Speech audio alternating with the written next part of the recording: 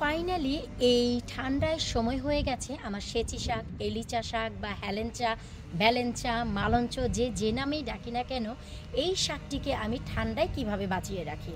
আপনাদের অনেকেরই প্রশ্ন ছিল যে আপু, আপনার যে সেচি শাকের বেতে সেচি শাক এবং সাইডে থাকা পটে সেচি শাক আপনি সামার ভরে খান, প্রতি বছরই আমি দেখি 2020 থেকে এই 2023 পর্যন্ত আপনার একই জায়গা থেকে হেলেঞ্চা বা সেচি শাক হচ্ছে। আমাদের গার্ডেনেও করেছি, কিন্তু পরের বছর আর সেখান থেকে আমরা পাই না, মরে যায়। সো কিভাবে আপনি কি করেন, আজকের ভিডিওর বিষয়বস্তু একেবারে ফাইনালি আমি কিভাবে সেচি শাক পরের বছরের জন্য যত্ন করি এবং টিকিয়ে রাখি, সেই ভিডিও পাবেন আজকের এই ভিডিওতে। হ্যালো এভরিওয়ান, আসসালামু আলাইকুম। কেমন আছেন আপনারা সবাই? আলহামদুলিল্লাহ, আমি তো অনেক ভালো আছি। অনেক বেশি ঠান্ডা চলে এসেছে। ঠান্ডার দিন তো আসছেই ভাই, তো ঠান্ডাতেও একটি আলাদা মজা। তো আজকের যে ভিডিওর বিষয়বস্তু তা হচ্ছে সেচি শাক, এলিচা শাক, হেলেঞ্চা, মালঞ্চ যে নামেই ডাকি না কেন, এই শাকটি সবার ভীষণ পছন্দ। সো এই শাকটি সবার গার্ডেনে আছে, কম বেশি আমি শুনেছি বা দেখেছি, বা আমাকে পার্সোনালি অনেকেই মেসেঞ্জারে টেক্সট করেছেন, আমার ভিডিওর নিচে কমেন্ট করেছেন। তারা এক বছর খাওয়ার পর যারাই লাগিয়েছে, একজন আরেকজনের কাছ থেকে নিয়ে পরের বছর তাদের আর সেচি শাক বা হেলেঞ্চা শাকটি হচ্ছে না। সো আমি কিভাবে এর যত্ন করি, কিভাবে প্রতি বছর একই জায়গা থেকে এই শাক আপনারা পাবেন, সেই ভিডিওই থাকছে আজকে। তবে সবার আগে আজকের ভিডিওটি শুরু করার আগে আপনাদের বলবো, প্লিজ ভিডিওটি শুরু থেকে শেষ পর্যন্ত না টেনে দেখবেন, তবেই জানতে পারবেন কি পদ্ধতি আমি অবলম্বন করি। এবং সবাই আপনারা যারা আমার এই ভিডিওটি দেখছেন, আজকে পুরানো নতুন সবাই আমার নুপুর চাচির জন্য অবশ্যই দোয়া করবেন। এই সেই আমার সেচি শাকের বে, যার জন্ম হয়েছিল নুপুর চাচির দেয়া 1, 2, 3টি সেচি শাকের রুট থেকে। 2019 সালে সে আমাকে সেচি শাকের 3টি রুট দেয়, আর সেই হচ্ছে এই সেচি শাক। এই সেচি শাকের অনেক গল্প আছে, অন্য সময় বলবো, সংক্ষিপ্ত করে বলছি। একেবারে বাংলাদেশের অথেন্টিক বিক্রমপুর থেকে আনা সেচি শাকের এই রুট নিয়ে আসে কেউ ইতালিতে। সেই ইতালিতে নুপুর চাচি এর ফলন করে, সেই ইতালি থেকে নুপুর চাচি বয়ে নিয়ে আসে ইংল্যান্ডের বার্মিংহামে। সে সেখানে এর ফলন করে, সেখান থেকে সে আমাকে পাঠায় এই উইলশিয়ার এমসবুরিতে। এখানে আমার সেচি শাকের ফলন হয় 2019 থেকে। চাচি, তোমাকে অসংখ্য ধন্যবাদ, তুমি যদি দেখে থাকো, মনের মতো খাচ্ছি 2019 থেকে। তো চলুন আমরা ভিডিওতে আগাচ্ছি আপনাদের সাথে নিয়ে। এখন আমাদের যে কাজটি করতে হবে, বাকি যে শাকগুলো বেঁচে আছে, ভালো আছে, যেমন এই যে শাকগুলো, এই শাকগুলো আমরা খেয়ে ফেলবো। আর একটু গরম বা ঠান্ডায় আমরা সবাই জানি স্নেল বা স্লাগে কিন্তু এগুলো খাওয়া শুরু করে, কারণ ঠান্ডায় আমরা গার্ডেনেও আসি না, যত্নও দিতে পারি না, তাই এগুলোর আর কোনো অস্তিত্বই থাকে না। এই যে দেখুন, ঠান্ডার ভিতরে একটু করে মিষ্টি করে রোদ ওঠে। সো এখন আমাদের যে কাজ, একেবারে মাটির দিকে যে থাকে গোড়াটি, সেই গোড়াটিকে আমরা কেটে নিব। এই যে দেখুন, মাটির দিকে যে থাকবে এই গোড়াটিকে আমরা কেটে নিব। এই যে দেখুন, কেটে নিয়ে যে অংশটুকু সফট আছে ডগার, সেই অংশটুকু খাবো। যেমন এই অংশটুকু পুরোই সফট আমি নিয়ে নিব, আর নিচের দিকের এটি হচ্ছে শক্ত। তারপরেও যদি পানি দিয়ে রান্না করেন সেদ্ধ হয়, তবে আমি আর নিচ্ছি না, এগুলোই হচ্ছে একবারে সফট, এটা আমি নিয়ে নিব।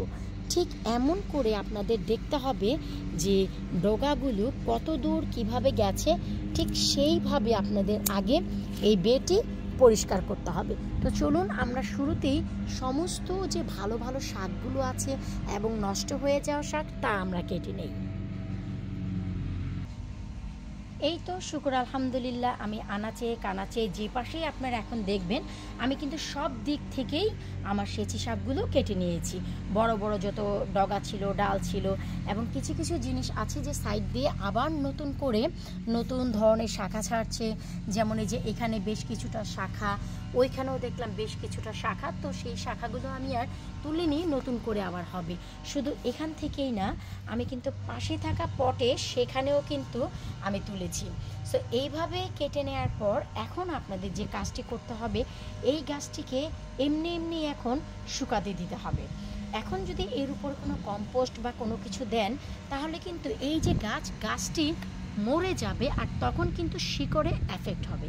এখন এমনিতেই রেখে দিতে হবে এগুলোকে ড্রাই স্ট্র হওয়ার জন্য। তারপরই যেন আর অধিক মাত্রায় ড্রাই হয়ে না যায় নিচে থাকা শিকড়। তাই আপনারা যে কাজ করবেন, এই যে আমার গার্ডেনের নেক্সট ঘাস আমি যখন কাটবো, এই ঘাসগুলো কিন্তু আমি তখন কি করব জানেন, ওই যে পাশে যে দিয়েছি এর আগে আপনারা দেখেছেন, ঠিক এভাবেই কিন্তু আমি এই বেতেও বিছিয়ে দিব। আর এই পটের জন্য যে প্ল্যান, এখানে মাটির পরিমাণ কম, তাই সেচি শাকটি অনেক নিচের দিকে থাকে, হাওয়া বাতাসও কম পায়। তাই এখানে আমি যে কাজ করব, এই যে পট দেখতে পাচ্ছেন, আমি এই পর্যন্ত মাটি এবং কম্পোস্ট দিয়ে এই পর্যন্ত করে ফেলবো। এতে করে যখন এখান থেকে শাকটি হবে তখন সরাসরি কিন্তু হাওয়া বাতাস যাবে। অনেক নিচের দিকে কিন্তু এই যে দেখুন, অনেক নিচের দিকে কিন্তু শিকড় এবং মাটি, তাই এই যে এটার কারণে দেখুন সেই পর্যন্ত কিন্তু হাওয়া বাতাস যায় না। তাই এই পটে অধিক হয়, কিন্তু আরও অধিক মাত্রায় হওয়ার জন্য আমি এটিকে অনেক উপরের দিকে উঠাবো।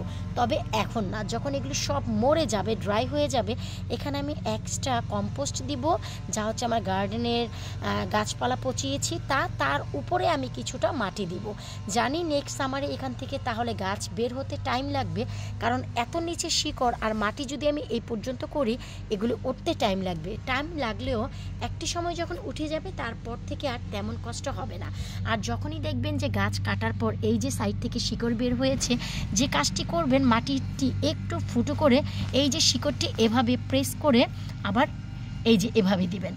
এই যে শিকড়, এখান থেকে আবার আরও একটি গাছ এবং আরও একটি শিকড়ের জন্ম আপনি দিলেন। সো এভাবে করেই কিন্তু আপনাদের এই সেচি শাকটিকে বাঁচিয়ে রাখতে হবে। এই পদ্ধতি যদি অবলম্বন করেন, আপনারা বছরের পর বছর আমার মতো এই 2019 থেকে 23 চলে এসেছে, এভাবেই খেতে পারবেন। আপনারা যদি চান এই সামারে 2024-এ ঠিক একইভাবে খাবেন। আর একেবারে সামারের শেষেও দেখুন আল্লাহ পাকের কি অশেষ মেহেরবানি, এই যে এক বালতি হয়েছে, এইগুলো এখন যদি ঘরে নিয়ে যান পরিষ্কার করে অনায়াসে খেতে পারবেন পুরো ফ্যামিলি সহ। অবশ্যই মনে রাখতে হবে, সামার ভরে যে গাছগুলো ফল দেয়, ফুল দেয়, আপনার বাড়িকে সৌন্দর্য দেয় ফুল, আর যে ফলগুলো সবজিগুলো আপনার পেটের মনোতৃপ্তি মেটায় আর সৌন্দর্যও বাড়ায়, এত রহমত দেয়, ঠান্ডার সময় এদেরকে এভাবেই ফেলে রাখা যাবে না যে নিজে নিজেই এরা পচবে, গলবে, আবার নিজে নিজেই সামারে জন্মাবে না। ঠান্ডার সময় আপনাদের শরীরে ঠান্ডা লাগুক, কিন্তু গাছের যত্ন করতে ভুলবেন না, সে সামারই হোক আর উইন্টারই হোক। এই যে দেখুন আমার এখানে শীত চলে এসেছে, তাই আমি সেচি শাকের এই কাজ করলাম। এখন কিন্তু এরা আর বাড়বে না, যদিও বাড়ে এই নভেম্বর ডিসেম্বরে, তখন উপরের দিক থেকে একটি দুটি করে ডগা তুলে খেয়ে ফেলবেন। আর যদিও এখন সময় নভেম্বর ডিসেম্বর, এখন আর এগুলো এমনিতেও বাড়বে না, সামনে যত আসবে সময় ঠান্ডা ততই এগুলো মরতে থাকবে। সো যখনই শুকিয়ে যাবে, ডেফিনেটলি গার্ডেনে ঘাসগুলো কেটে আপনারা এর উপরই বিছিয়ে দিবেন। আর যদি ঘাস বড় না হয় তাহলে তার কাটতে পারবেন না, সেই ক্ষেত্রে গার্ডেনে যে অবশিষ্ট আপনার আগাছাগুলো বা গাছগুলো আছে বা গাছের পাতাগুলো পড়বে, সেইগুলো এর উপর বিছিয়ে দিবেন। এতে করে পরবর্তী বছর ঠিক এখান থেকে রুটগুলো ভালো থাকবে, এখান থেকে আবার আপনারা সেচি শাক পাবেন ইনশাল্লাহ। যখনই দেখবেন আপনাদের বিগিনিং অফ মে মাসের শুরুর দিক থেকে ছোট ছোট লাল শাকের মতন করে পাতা বের হবে এই জায়গা থেকে। আশা রাখছি আজকের এই ভিডিওটি আপনাদের ভালো লাগবে। প্লিজ ভালো লাগলে ভিডিওটির নিচে কমেন্ট করতে ভুলবেন না, আর যেতে যেতে ভিডিওটিতে একটি লাইক করতে তো অবশ্যই ভুলবেন না। আপুকে ভালোবাসলে, আপুর ভিডিও দেখে এতটুকু উপকৃত হলে প্লিজ ভিডিওটি ফ্রেন্ডস আর ফ্যামিলির সাথে শেয়ার করবেন।